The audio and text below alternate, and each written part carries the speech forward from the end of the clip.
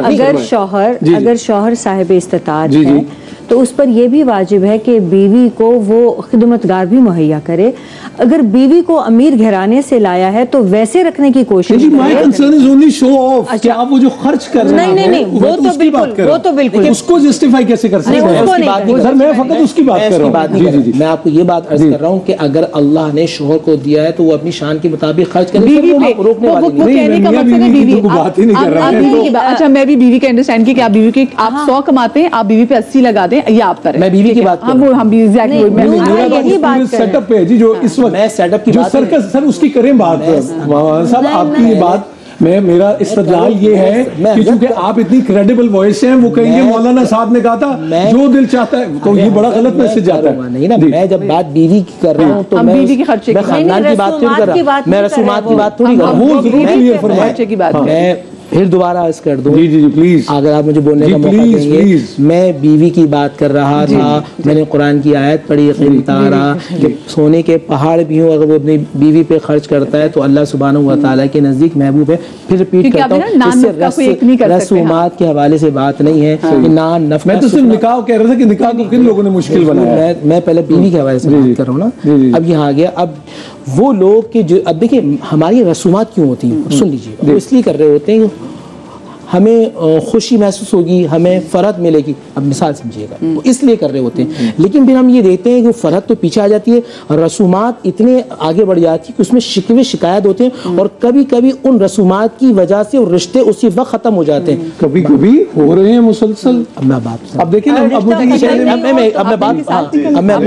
आप दोनों साथ निकलेंगे। अब मैं अपनी बात पूरी मुकम्मल करूं। देखिए, पहली बात यह है कि जिस तरह बात की थी नान नफका सुखना मर के हवाले, फस्सालिहातु क़ानितातुन हाफिज़ातुन, औरत के हवाले से ये कहा गया। अगर औरत देखती है कि वो शराबी है, किसी तकी भाई को तो इजाजत दे दें। और आप दोनों जाने से पहले ना प्लीज हमारे जो ऑडियंस है ना, उनको कम से कम को फतवा देके जाए कि जो इसराफ और इखराजात हैं इनको कैसे जस्टिफाई किया जा सकता है। कुरान में जब कह दिया वला तुसरिफू, ना करो, इन्नल्लाह ला युहिब्बुल मुसरिफीन, अल्लाह ताला ऐसा नहीं करता, तो इससे बड़ी बात क्या होगी जब अल्लाह कह रहा है कि वो मेरे नजदीक नापसंदीदा है। फतवा खत्म हो गया, कुरान की आदत। हम तो माशरे में डिस्करेज नहीं करते, हम कुरान पढ़ रहे हैं। अभी आप लोग भी कल कह रहे थे कि नमाज पढ़ने में मुश्किल होती है, शादी में हम सारे इकट्ठे हो जाते हैं। कुरान समझकर पढ़ रहे हैं। आप मुझे खड़ा कर लें, आप किसी को आप उससे कहें सूरह फातिहा बताएं, खड़ा करें, उससे पूछें कि आप सूरह नबा बताएं। आप खड़ा करें, सुबह सूरह बकरा क्या है, सूरह बकरा क्या मौजू क्या है, सूरह निसा का मौजू क्या है, सूरह माइदा का मौजू क्या है। सर बात ये कि यहाँ बैठ के बातें करना कुछ और है। की बात में जाती हूं, अब मैं आपको इजाजत दे दे।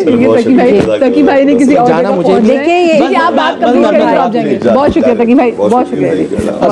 अब जवाब जी मुझे भी जाना। बिल्कुल। अब ये जिस तरह भाई ने सवाल किया था कि बड़ी उम्र के लोग हैं, अल्लाह की नबी सल्लल्लाहु अलैहि वसल्लम की हदीस है, अन्निकाहु मिन सुन्नती फमन रग़िब अन सुन्नती फलैसा मिन्नी।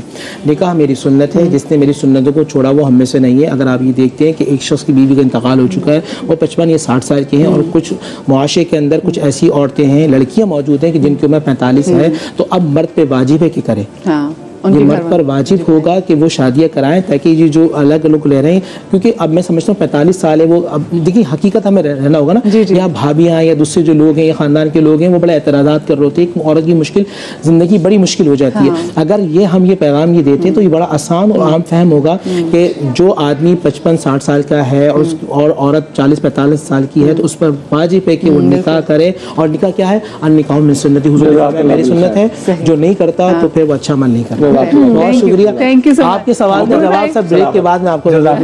और मैं निकाह का सफर बखैरियत हो, लेकिन आपकी आवाज बड़ी क्रेडिबल है, तो बड़ा मैटर करती है लोगों को। भाई जो इसराफ कर रहा है याद रखिएगा वो अल्लाह के नापसंदीदा है।